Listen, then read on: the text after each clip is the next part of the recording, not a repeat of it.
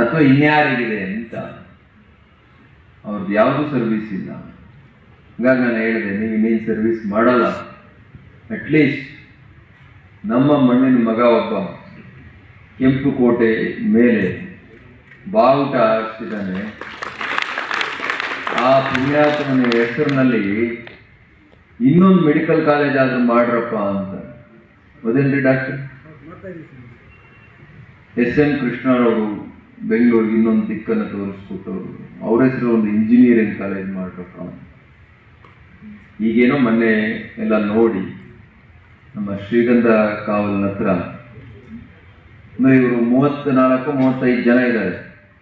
ನಾನು ಹೇಳಿದೆ, ಈಗೆಲ್ಲ ಕಾಲೇಜಿಗಿನ್ನ ಇನ್ನೊಂದು ಕಾಲೇಜ್ ಮಾಡಲೇಬೇಕು ನೀವು. ಏನು ಕಾಲೇಜ್ ಇದು? ಪೊಲಿಟಿಕಲ್ ಟ್ರೈನಿಂಗ್ ಸೆಂಟರ್, ರಾಜಕೀಯ ತರಬೇತಿ ಕೇಂದ್ರ. ಅಲ್ಲಿ ಟ್ಯೂಟರ್ಸ್ ಯಾರಾಗಬೇಕು? ಈ ಡೈರೆಕ್ಟರ್ಗಳೇ ಆಗಬೇಕು. ಯಾವ ವಿಧಾನಸೌಧದಲ್ಲೂ ಕೂಡ ಮಾಡದಿರುವಂತ ಕೆಟ್ಟ ರಾಜಕೀಯವನ್ನ ಸಂಘದಲ್ಲಿ ಮಾಡ್ತಾರೆ. ಇವತ್ತೊಬ್ಬರನ್ನ ಅಧ್ಯಕ್ಷರು ಮಾಡ್ತಾರೆ, ನಾಳೆ ವಿಶ್ವಾಸ. ಬೈಲದಲ್ಲೇ ಹೆಂಗಿದೆ? ಇಲ್ಲಿ ಈ ಟರ್ಮಲ್ಲಿ ಎಷ್ಟಾಯ್ತು ಡಾಕ್ಟ್ರೆ? 6 ಜನ ಆದ್ರ 3 ಜನ ಆದ್ರು? ಈ ಇಲ್ಲ, ಹೌದಾ? ಕೃಷ್ಣಾರೆಡ್ಡಿ ಅವ್ರ ಹತ್ರ ಲೆಕ್ಕ ಚೆನ್ನಾಗಿದೆ. ಆಶ್ಚರ್ಯ, ಇದಾಗಬಾರ್ದು. ನೀವು ಒಂದು ದೊಡ್ಡ ಸಮುದಾಯದ ಹಿನ್ನೆಲೆಯಿಂದ ಬಂದಂತ ಸಂಘದ ರೂವಾರಿ, ನೀವು ಸಮಾಜಕ್ಕೆ ಮತ್ತು ಸಂಘಕ್ಕೆ ಮರ್ಯಾದೆ ತರುವಂತ ಕೆಲಸಗಳನ್ನ, ಕಾರ್ಯಕ್ರಮಗಳನ್ನ, ಯೋಜನೆಗಳನ್ನ ಹಾಕೊಳ್ಬೇಕಾಗಿತ್ತು. ಆ ಕೆಲಸ ಮಾಡಲಿಲ್ಲ. ಇನ್ನು ಮುಂದಾದ್ರೂ ಕೂಡ ಮಾಡುವಂಥದ್ದಾಗಲಿ.